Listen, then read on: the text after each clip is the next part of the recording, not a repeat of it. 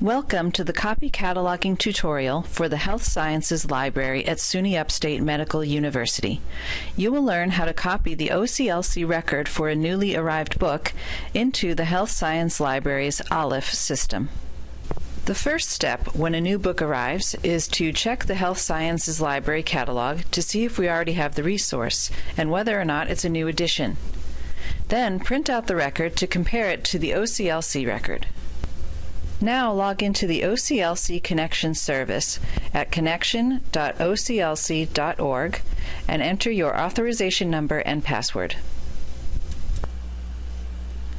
Once you've entered your information, the cataloging tab will be selected by default.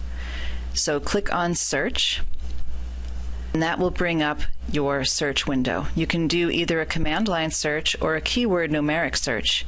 If you do a command line search, it's best to search by ISBN number. That way you can be sure you're getting the correct record. You can also enter the ISBN number in the keyword numeric search section by clicking on ISBN and then entering the number. So our ISBN number returned 2 records. The way to choose the record that you want is to look at this column labeled L. You want an N or a D. An N stands for the National Library of Medicine and the D stands for Library of Congress. National Library of Medicine is preferable, but since we don't have an N, we'll choose the D. There are many ways to look at a MARC record. You can use the MARC's text area, which is what you get by default, or you can choose the MARC template, which might be easier to see.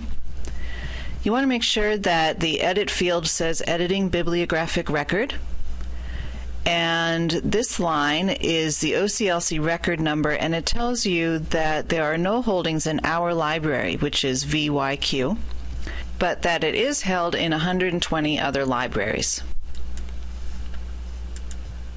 Down below, the first column on the left is the MARC field tag. Click on MARC Help to the right for a list of codes if necessary. The 2 columns to the right of the MARC field tag are the indicator numbers. These will be important to note in certain fields, as you will see. The following are the codes you should know for this process and their meanings, along with some things to note for each one. O10 is a fixed field. It's the Library of Congress control number. O15 to O19 are also fixed fields and are other control numbers. O40 is the record originator, another fixed field. O49 is our symbol, VYQ, with our collection code. You should check the collection code to make sure it matches the resource. The default code will be M, which indicates a book. If the resource is not a book, the M needs to be changed in the OCLC record to the correct collection code for our library.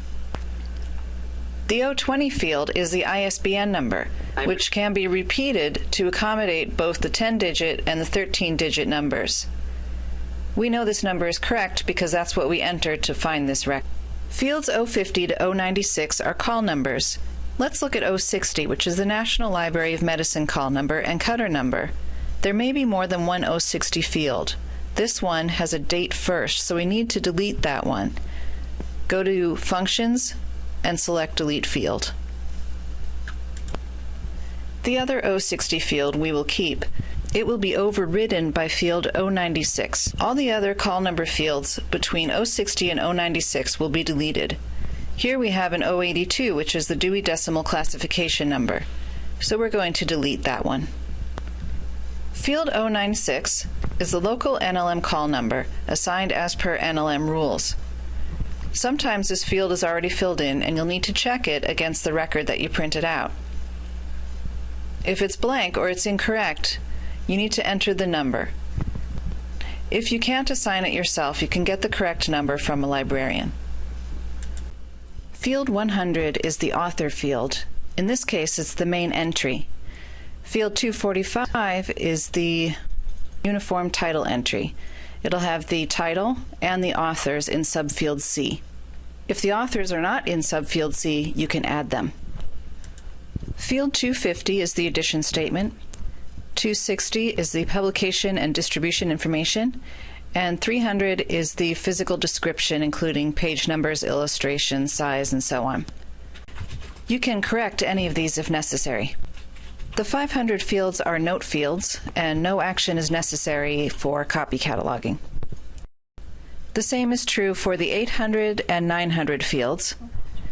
Field 700 is for additional authors. The 650 field is for medical subject headings. This field is very important to examine for the indicators. There should be a 2 in the second indicator column. A 0 is for Library of Congress subject headings. If none of the 650 fields have a 2 in the second indicator, the book must go to a librarian. After making any necessary changes in the template, you're ready to export the record. Click on the Edit drop-down box and highlight Validate Record. You will see Record Validated appear in green font in the heading. If there is a problem, the nature of the problem will appear in red font. Now click on the Action drop-down menu, highlight Export Record in Mark, which will export the record to our own catalog. You will see the words Record Exported in green font.